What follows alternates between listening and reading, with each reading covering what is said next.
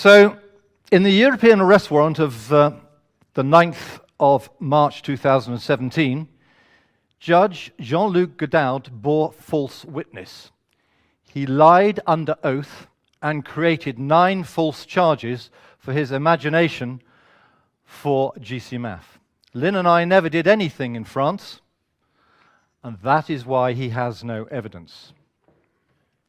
That should be a 5-year sentence, a prison sentence for Judge Gadaud. But in the best EU tradition, he's above the law.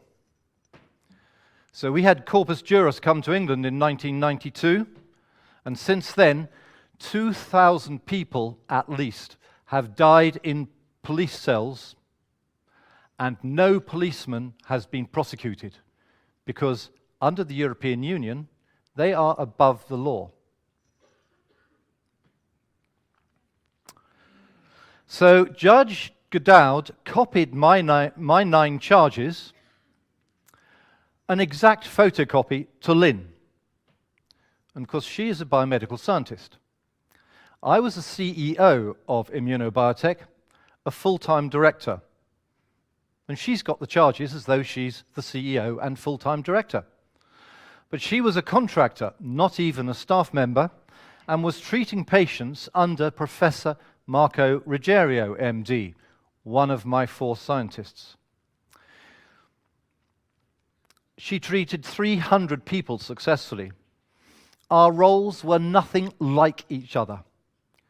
Gadaud's copy was blatantly, obviously, a fraudulent statement under oath.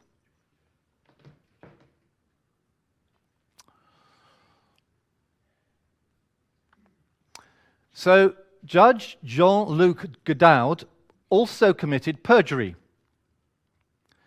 He stated Linda had 11 million in her bank account. And that, of course, was more than enough to get the arrest warrant granted. It served its purpose. And then, 2 years later in England, Judge Sir Michael Supperstone said, actually, the correct figure was 11,000. But he didn't throw the case out, which he should have done. So that's perjury as well. And we're sure the perjury was deliberate. You have to create extra digits for 11 million.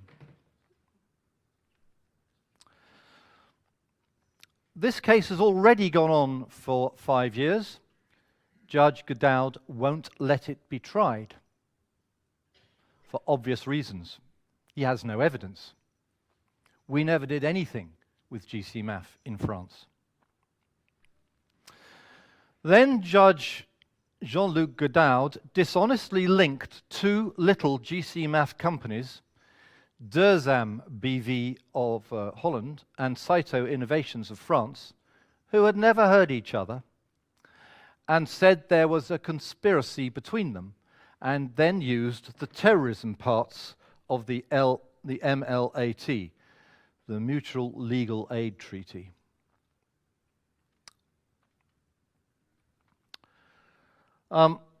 So he used that international law to get 13 police, 4 with machine guns, to arrest Linda Thayer and myself.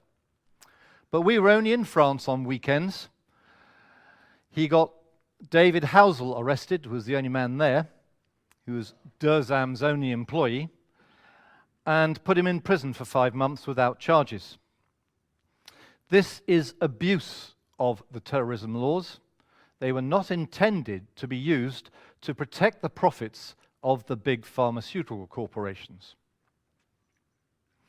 All told, Gadaud has broken the law 15 times in our case. It should be intensely embarrassing for the French to have a senior judge lying under oath in international arrest warrants. So the European arrest warrant should have been thrown out because of false witness, fraud, and perjury. And Linda should have been freed.